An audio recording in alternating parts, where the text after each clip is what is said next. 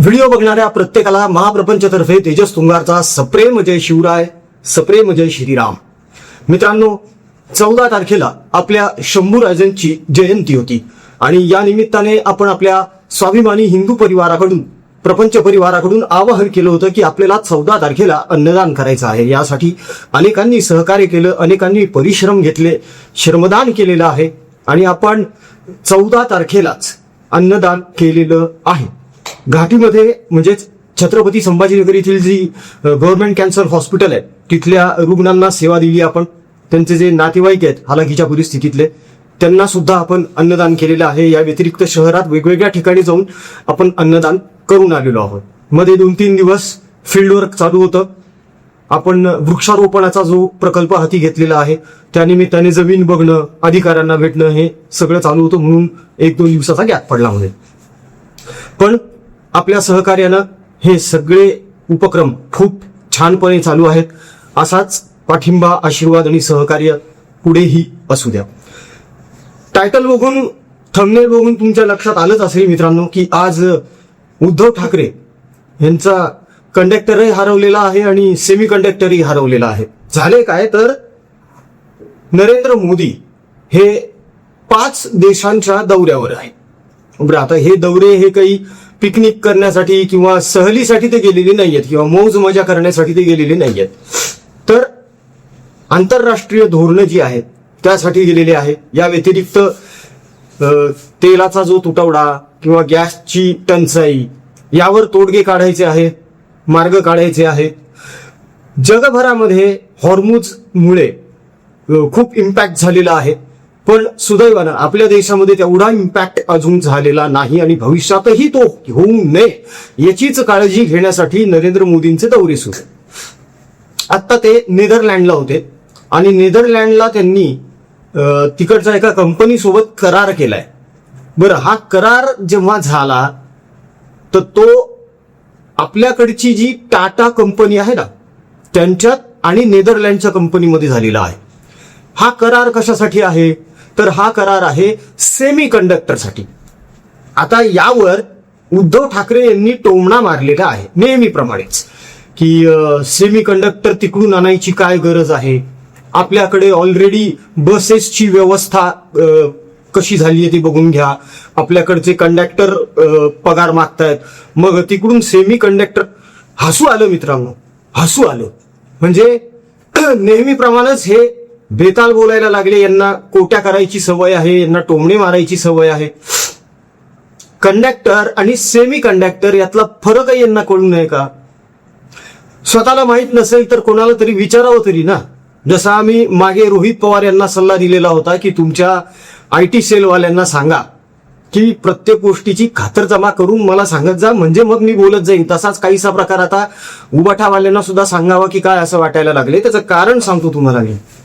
Semi conductor कुठे कुठे वापरलं जातं तर सगळ्यात पहिले ते विमानांमध्ये वापरलं जातं. ती एक बारीक चिप आहे मित्रांनो. ही चिप ज्याला सेमी कंडक्टर म्हटलं जातं ही मोबाईलमध्ये वापरली जाते, ही लॅपटॉपमध्ये वापरली जाते, कॉम्प्युटर्समध्ये वापरली जाते, आणखी काही उपकरणं आहेत त्यात सेमी कंडक्टरचा वापर होतो. आता गंमत काय आहे याच्यामध्ये बघा तुम्ही की हे जे सेमी कंडक्टर बनवायचंय ह्याची चिप बनवण्याचं मोनोपॉली जी आहे ती अमेरिकेकडे, US कडे. चायनाने त्यांना मागणी केली की आम्हाला हा प्लॅन द्या बनवण्यासाठी. दिला का यांनी? नाही दिला. यांनी कोणाला दिला? नरेंद्र मोदी यांच्या भारताला, म्हणजेच आपल्या देशाला. ठीक आहे. एरवी हे लोक फार उड्या मारतात, उबाठावाले म्हणा किंवा पवार किंवा राहुल गांधी, की ट्रम्पनं धोका दिला, काय तुमची मैत्री वगैरे. तर ही मैत्री आहे. आता याचा खूप मोठ्या प्रमाणावर परिणाम होणार आहे, कारण भारतामध्ये सेमी कंडक्टर्स बनतील. आता त्या चिप्स भारतामध्ये बनतील. रोजगार किती मोठ्या प्रमाणावर जाणार आहे विचार करा तुम्ही. आणि एशिया खंडामध्ये भारताची मोनोपॉली होणार आहे या चिप्स बनवण्यामध्ये, सेमी कंडक्टर बनवण्यामध्ये. आता चिप्स बनवायचे म्हणजे उद्धव ठाकरे यांच्या भाषेत ते बटाट्याचे चिप्स नाहीत बरं का, सेमी कंडक्टरच्या चिप्स. हे पण यांना उलगडून सांगावं लागतं, नाहीतर परत कुठल्या तरी पत्रकार परिषदेमध्ये म्हणतील की आता बघा बघा नेदरलँडला जाऊन आले आणि भारतातल्या तरुणांना सांगायले चिप्स बनवा म्हणून. यांचा काहीच भरोसा नाहीये. खरं तर काय झालं माहितीये का, की वांगऱ्याला त्याच्या अनधिकृत झोपडपट्ट्या होत्या ना, यांनीच वसवलेल्या, यांचीच वोट बँक होती ती सगळी. त्या सगळ्या झोपडपट्ट्या काढल्या जवळपास 500च्या वर, आणि त्याचा यांना प्रचंड त्रास व्हायला लागलेला आहे. बरं, पुढे यांनी आणखी एक टोमणा मारलेला आहे नरेंद्र मोदी यांना, की मोदी परदेशात जाईलेत आणि इकडच्या लोकांना सल्ले द्यायले की तेल वाचवा, गॅस वाचवा वगैरे. अरे तर ते देशाचे पंतप्रधान आहेत, त्यांनी त्यांच्या देशाला संबोधन करायचं नाही तर कोणी करायचं? आणि त्यांनी काही सक्ती केलेली नाहीये की घेऊच नका म्हणून. त्यांचं म्हणणं असं आहे की बचत करा. त्याचं कारण असं आहे की आता तेलाची टंचाई होऊ शकते. हॉर्मुझ मुळे सगळ्या जगावर इम्पॅक्ट पडलेला आहे. गॅसच्या आता पाईपलाईन आपल्याकडे सगळ्या शहरांमध्ये बसायला लागल्यात. अनेक ठिकाणी तर चालू सुद्धा झालेल्या आहेत गॅसच्या पाईपलाईन. म्हणजे सिलेंडर आणायची गरज नाही आता.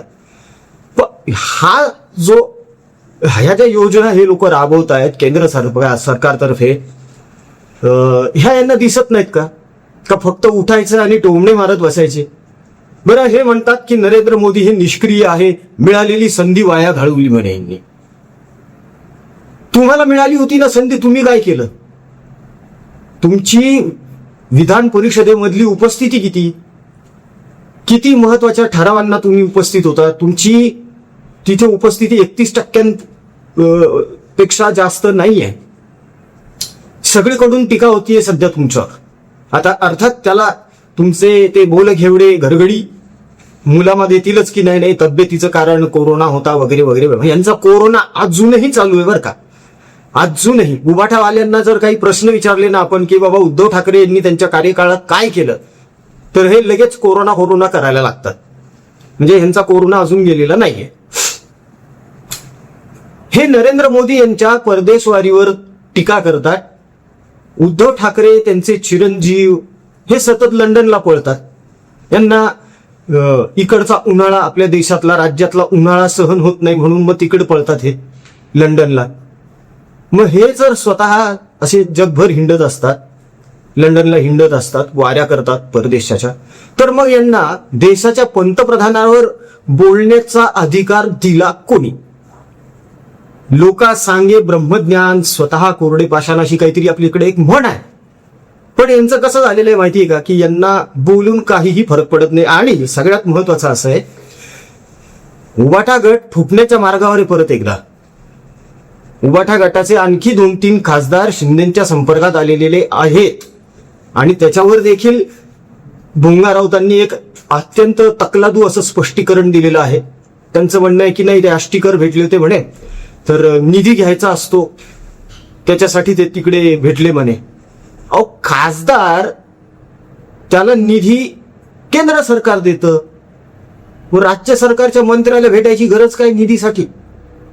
खासदार आहेत ना ते, केंद्रातून सेंटरवरून आणू शकतात ना निधी. पण ह्यांचं कसं झालेलं आहे की यांना आता कारण द्यायला सुद्धा शब्द नाहीये त्यांच्याकडे. म्हणून असं काहीतरी थातूर मातूर उत्तर देणं यांचं चालू आहे. चालू द्या, हरकत नाही. पण हा हास्यास्पद प्रकार आहे मित्रांनो. म्हणजे उद्धव ठाकरे यांना कंडक्टर आणि सेमी कंडक्टर यातला फरक कळत नाही. यातूनच कळून येतं की हे जर आणखी 2-5 वर्ष या राज्याचे मुख्यमंत्री असते तर काय झालं असतं, विचार करा तुम्ही. बाकी यांचं चालूच द्या, आपले उपक्रम, आपल्या योजना चालूच आहेत तुमच्या आशीर्वादानं, सहकार्यानं. तेव्हा आता महत्वाची गोष्ट सांगतोय, अधिकाचा महिना लागलेला आहे. असं म्हणतात की या अधिकाच्या महिन्यामध्ये अन्नदान करणे, वस्त्रदान करणे किंवा गोदान करणे, गोमातेची सेवा करणे, वृक्ष लावणे, रक्तदान, या अशा चांगल्या गोष्टी भरपूर प्रमाणावर कराव्यात. तर आपल्या प्रपंच परिवारातर्फे तर आपण हे सगळं करतच आहोत, ज्याला तुमची साथ आहेच मित्रांनो. ही साथ अशीच पुढेही राहू द्या, एवढीच विनंती आहे, कळकळीचं आवाहन आहे. बाकी व्हिडिओ कसा वाटला कमेंटमधून निश्चित कळवा. शेअर करा, महाप्रपंचला सबस्क्राईब करा. पुन्हा भेटूया पुढच्या व्हिडिओमध्ये. जय हिंद, जय महाराष्ट्र, वंदे मातरम, जय शिवराय, जय शंभूराजे, जय भवानी, जय जगदंब, भारत माता की जय, जय श्रीराम.